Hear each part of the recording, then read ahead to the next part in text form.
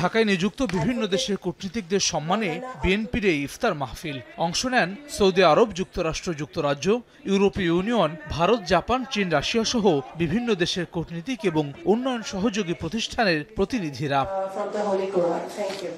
ইফতার মাহফিলে বিএনপি নেতাকর্মীরা ছাড়াও উপস্থিত ছিলেন সংস্কার কমিশনের প্রধানরা। ইফতার পূর্ব সংক্ষিপ্ত বক্তব্যে গত 16 বছর হত্যার শিকার বিএনপি নেতাকর্মী এবং জুলাই আগস্টের শহীদ এবং আহতদের অবদানের কথা তুলে ধরেন Mirza Fakhrul Islam Alamgir.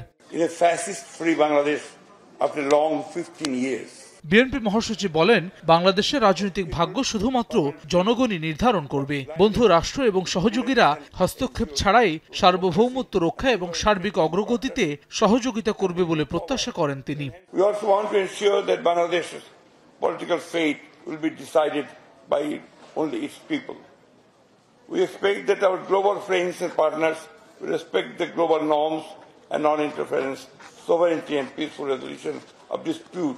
For our collective growth. The people of Bangladesh deserve a future free from fear, oppression and political uncertainty.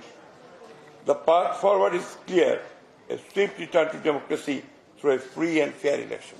এদিকে রাজধানীর পল্লবীতে ঢাকা মহানগর উত্তর বিএনপির ইফতার বিতরণ অনুষ্ঠানে অংশ নেন বিএনপির সিনিয়র যুগ্ম মহাসচিব রুহুল কবির রিজভী। জাতীয় নির্বাচনের মাধ্যমে জনগণের ক্ষমতা ফিরিয়ে দেওয়ার দাবি জানান তিনি।